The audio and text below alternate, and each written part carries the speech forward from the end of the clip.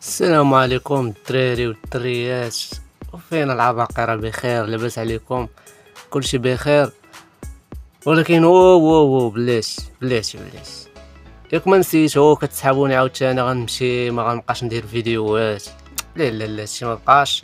الحمد لله هذوك الامور اللي كانوا قلت لكم في الفيديو اللي قبل اللي كانوا شادين عليكم صافي قادين كلشي. والقصه ديال اليوم انا جيتني ديريكت وغندير لكم القصه. المهم القصه ديال اليوم هي قصه ديال واحد سائق، وهادشي اللي كان ونبداو القصه.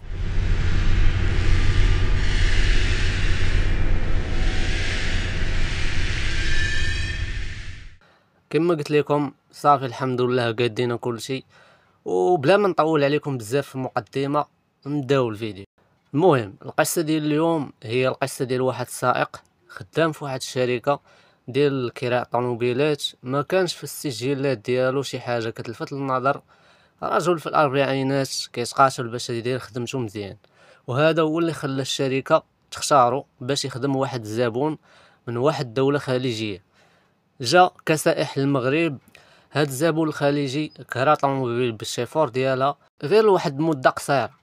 المهم الامور مشات كيف ما متفقين. ما كانش في عبد القادر الحر شي حاجه اللي كتنثير الانتباه. للاشاره عبد القادر الحر هو الشيفور. المهم هاد الراجل اللي قريب الخمسينات خدام سائق في واحد الشركه ديال كراء الطوموبيلات في الرباط، وبسبب الانضباط والثقه اللي عند الاداره فيه اختاروه باش يكون في خدمه زبون خليجي يديه فيما بغا بلا ما يكونوا محدين مده. في الاسبوعين الاولين دار مع الزبون الخليجي بزاف ديال المدن، وهذا الزبون السائق ما كانش عارف عليه والو من غير الاسم ديالو واللي هو السي سليم.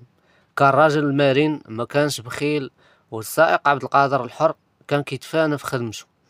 الشركه عطاتو اوامر واضحه ما يخليش طوموبيل وما يعطيش الساروت للزبون حتى في الويكاند. المهم في واحد النهار 1 يوليوز سنة 2000 بعد ما قضى السبت والحد مع العائلة ديالو، جا عبد القادر مع 8 ديال الصباح للفيلا اللي ساكن فيها الزبون الخليجي في حي الليمون. المهم الطوموبيل كانت كيف ما خلاها في الكراج شعل الموتور باش تكون واجده ملي يجي الزبون. ريح شويه في الطوموبيل من بعد خرج منها شعل واحد الكار. داز شويه ديال الوقت ولكن الشيفور لاحظ ان الزبون الخليجي اللي كانت العاده ديالو كينوض بكري هاد المره تعطل. مشى عبد القادر للباب لقى الباب محلول. دق الجرس ما جاوبو حتى واحد. طل من الباب ما شاف حتى حركه، كان الصمت ثقيل في المكان. عيط عبد القادر لمدير الشركه وقال ليه شنو اللي لاحظ في ديك البلاصه. المدير قال ليه يدخل الفيلا يشوف اش واقع ويكون على بال، يمكن راجل جاه مرض ولا محتاج مساعده. من بعد ما دخل عبد القادر الفيلا لاحظ واحد الغرفه محلوله كانت شبه مظلمه، وبان ليه فحال شي واحد متكي فوق الناموسيه ديال بيت الناس. عيط السي سليم ما جاوبو حتى واحد. زاد تقدم كتر، وملي وصل لبيت النعاس تم بان ليه المشهد واضح. كان شي واحد على الفراش عريان وبجنبو كانت مرا. راكم عارفين بلا ما ندخلوا في التفاصيل كانت كيف ما ولدات همه بجوجهم غارقين في الدم. تصدم عبد القادر خرج بالزربه وعيط للمدير ديالو وقال ليه كلشي. في حدود 11 ديال الصباح كيصوني تليفون في مكتب عميد الشرطه في الدائره الثانيه في الرباط، والمتصل كان هو مدير الشركه. علمهم بداكشي اللي لقى السائح في حي الليمون. وبعد دقائق قليله العميد وصل للمكان مع المساعدين ديالو. لقى عبد القادر في الدخله ديال الباب وجهه كان صفر من كثره الصدمه. دخل العميد للغرفه لقى الجثث اللي لقاهم السائق فوق الناموسيه كانوا ميتين وبين عليهم تعرضوا لطعنات بسلاح حاد. العميد بلغ وكيل الملك وبدا المعاينه ديالو. ما كانت حتى شي حاجه في الغرفه او في الدار كامله تستحق يبقاو فيها بزاف لداخل.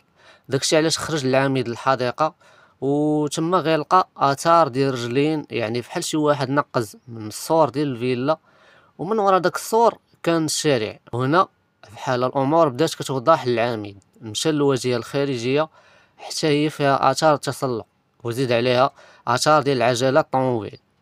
في الارض كانوا اثار ديال الاقدام. طلب منهم يصوروا الجثث قبل ما يرفعوهم ويديوهم للمستودع البلدي للاموات باش يديروا لهم الفحص والتشريح.